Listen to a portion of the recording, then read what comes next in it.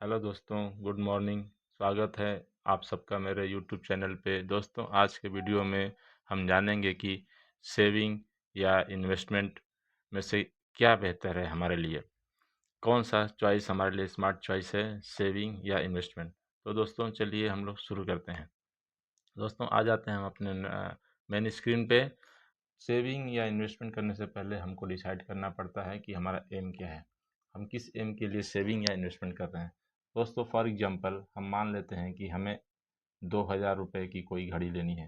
Suppose हमारा M है दोस्तों कि 2000 रुपये की कोई स्मार्ट वॉच हमें लेनी है। तो दोस्तों इसके लिए अगर हमने लोगों ने एक टाइम डिसाइड करना पड़ता है, हमारा एम को कब हम अचीव कर सकते हैं। सपोज़ दोस्तों आपने टाइम डिसाइड किया कि 2 मंथ में मुझे एक ये घड़ी लेनी है और घड़ी का प्राइस 2000 रुपीज़ है। तो दोस्तों ये छोटा अमाउंट है, तो इसके लिए अगर हम 1000 रुपीज़ पर मंथ बचाएंगे तो हम आसानी से ये एम अचीव कर सकते हैं 2 मंथ के अंदर। और 1000 रुपीज़ पर मंथ बचाना हमारे लिए ईजी है, क्योंकि छोटा अमाउंट है और आपने खर्चे में से 1000 रुपये तो बचा ही लेते हैं। दोस्तों जैसा कि आप सब लोग जानते हैं, हम लोगों की बहुत डिज़ायर होती है, बहुत सारे नीड्स होते हैं, बहुत सारी डिज़ायर्स होती हैं। जैसे ही हमारे पास पैसे आना शुरू होते हैं, हम वो पैसों से डिज़ायर या नीड को स्टार्ट कर देते हैं करना। क्योंकि हम लोग दूसरे पे डिपेंड रहते हैं, तो हम लोग बहुत सी अपनी इच्छाएं को मार देते हैं कि हम ये बाद में करेंगे, हम वो चीज़ बाद में करेंगे, और जैसे हमारे पास पैसे आते हैं हम दोनों चीज़ें करना स्टार्ट कर देते हैं। लेकिन दोस्तों ये करने के साथ साथ हम लोगों को बहुत ज़्यादा ज़रूरी है कुछ पैसे सेव करने की और कुछ पैसे इन्वेस्ट करने की। तो दोस्तों ये दोनों ही ज़रूरी हैं और इसके बारे में ही हम आज बात कर। तो दोस्तों अगर आपको अपने पैसे को ग्रो करना है तो आपको लॉन्ग टर्म इन्वेस्टमेंट करना पड़ेगा। ये ही ज़रूरी है, की मदद से हम अपने पैसे को ग्रो कर सकते हैं। लेकिन यहाँ पे रुकिए, अगर आपने पैसे को सही जगह इन्वेस्टमेंट नहीं किया, अगर आपने अपने पैसे को सही जगह इन्वेस्टमेंट नहीं किया, अगर गलत जगह आपने पैसा लगा दिए तो आपके वाट लग सकती है, आपके पैसे के एल लग सकते हैं दोस्तों। आपका पैसा बुरी तरह डूब सकता है। आपने सपोज 10,000 रुपये कहीं लगाए, आपको किसी ने बताया कि भाई ये शेयर मार्केट में पैसे डाल दे, ये फलाना कोई एक्स वाई जेड कोई स्टॉक है, इसमें आप 10,000 रुपये डाल दें। और दोस्तों आपने बिना स्टडी किए अगर आपने वो पैसे उसमें डाल दिए और वो 10,000 रुपये घट के 9,000 हो सकते हैं, या 900 भी हो सकते हैं, या 100, या जीरो।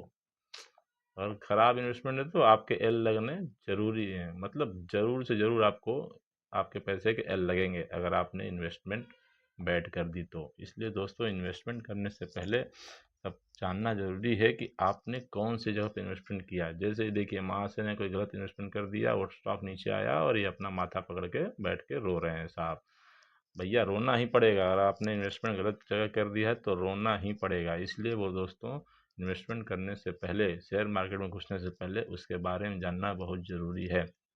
लेकिन दोस्तों उससे पहले हम जानेंगे अपने सेविंग के बारे में, क्योंकि सेविंग एक ऐसी चीज़ है दोस्तों जो आपके पैसे डूबने नहीं देती। जैसा कि यहाँ पे आप देख सकते हैं, मैंने दोनों में कंपैरिजन कर रखा है। सेविंग में आपको लोअर रिस्क करता है दोस्तों, और जबकि इन्वेस्टमेंट में जैसे मैंने आपको बताया, अगर गलत जगह आपने इन्वेस्टमेंट कर दिया तो पैसे आपके जीरो हो सकते हैं।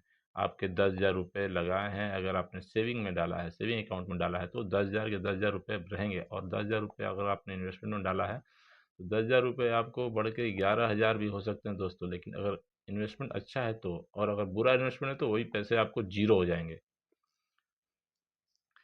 दूसरा दूसरा सबसे बड़ा डिफरेंस क्या है, आप सेविंग अकाउंट में आप ये अकाउंट बहुत ही मतलब कम परसेंट का इंटरेस्ट देता है। ये 3%, 4% हार्डली इंटरेस्ट देता है। तो इन्फ्लेशन हमारा 6%, 7% के ग्रोथ से बढ़ रहा है, इसलिए आप इन्फ्लेशन को बीट नहीं कर सकते, बट पैसा सेव रहेगा। जबकि अगर आपने यहाँ पे हम मान के चलते हैं कि आपने कोई गुड इन्वेस्टमेंट किया है, तो गुड इन्वेस्टमेंट किया है तो ये आपके इन्फ्लेशन को बीट कर देता है। इन्फ्लेशन 6-7% है, 6% या 7% है दोस्तों। तो ये इसका रिटर्न आपने अगर अच्छा एवरेज या अच्छा कोई रिटर्न इन्वेस्टमेंट किया है तो इस आपको इसमें 10% का रिटर्न पर ईयर मिल जाता है। तो ये आपको इन्फ्लेशन को 3-4% से बीट करता है। दूसरा चीज़ दोस्तों, ये जो आप सेविंग में क्या है दोस्तों कि आप ईज़ी टू एक्सेस है ये। सपोज़ आपको अभी पैसे चाहिए, अभी आप बैंक अकाउंट गए और वो पैसे विथड्रॉ कर लिए, वो पैसे आपने विथड्रॉ कर लिए। लेकिन इसमें क्या है दोस्तों, इसमें आपको पैसे तुरंत नहीं मिलते हैं। चाहे आप म्यूचुअल फंड में डालें, चाहे आप किसी शेयर मार्केट में डालें, आप उसको सेल करोगे, उस सेल करने के बाद वो पैसे आपके अकाउंट में आएँगे। अकाउंट से जब आप उसको विथड्रॉ करोगे, तो वो 1 या 2 दिन का टाइम लेगा दोस्तों। 1 डे या 2 डेज़ वो लेगा, इसको आपके अकाउंट में डालने से। तो डालने के टाइम वो लेता है 1 से 2 दिन, और इसमें आपको तुरंत आता है। तुरंत आप गए एटीएम से विथड्रॉ कर लिया। तो एक फ़ायदा आपका सेविंग का ये हो गया। मैंने जैसे बताया वही है दोस्तों कि आपको ये लोअर रिटर्न देगा सेविंग अकाउंट, लेकिन इमरजेंसी में आपको ये काम देगा। ये आपको हाई रिटर्न देगा, लो रिटर्न भी देगा, इमरजेंसी में काम नहीं देगा।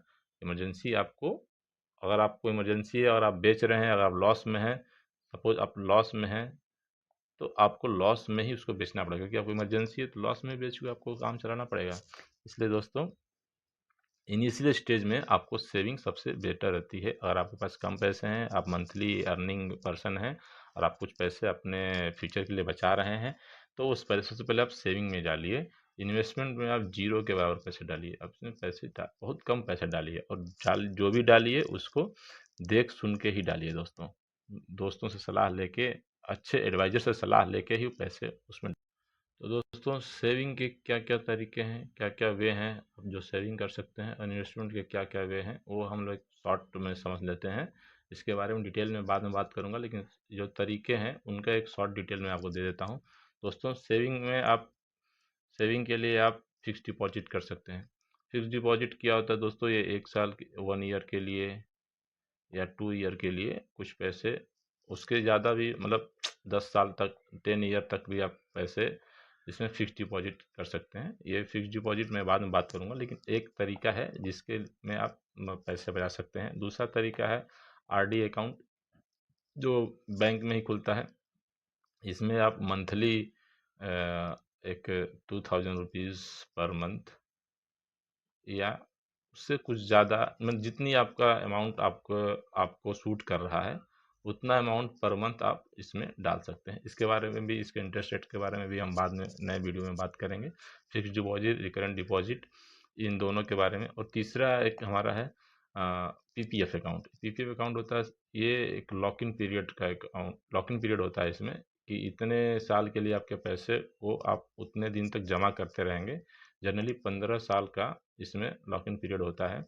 और सपोज 2000 रुपीज़ पर मंथ, या कोई भी आप, एक 1.5 लाख की लिमिट होती है इसमें दोस्तों।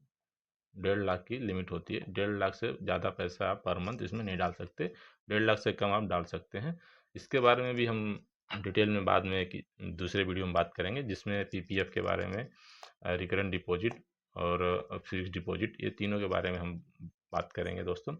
दूसरी इंपॉर्टेंट चीज़ इन्वेस्टमेंट। इन्वेस्टमेंट दोस्तों हम कई तरीके से कर सकते हैं, जैसे कि बॉन्ड्स में इन्वेस्टमेंट कर सकते हैं, इक्विटी स्टॉक, शेयर मार्केट, मैंने आपको बताया जैसे शेयर मार्केट में, इक्विटी स्टॉक में आप इन्वेस्टमेंट कर सकते हैं, म्यूचुअल फंड में पैसे डाल सकते हैं, रियल इस्टेट में पैसे डाल सकते हैं, और कमोडिटीज़ में पैसे डाल सकते हैं। कमोडिटीज़ में जैसे कि आपने कभी कोई गोल्ड आपने देखा होगा खरीदते हुए लोगों को, गोल्ड, सिल्वर, ये एक तरह से हमारी कमोडिटी हो गई, इसमें आप इन्वेस्टमेंट कर सकते हैं। रियल इस्टेट, जैसे आपने किसी को फ्लैट लेते हुए देखा होगा, या लैंड लेते हुए देखा होगा, कोई प्रॉपर्टी लेते हुए देखा होगा, फिर बाद में उसको सेल कर देते हैं, ये एक तरीके का भी इन्वेस्टमेंट है।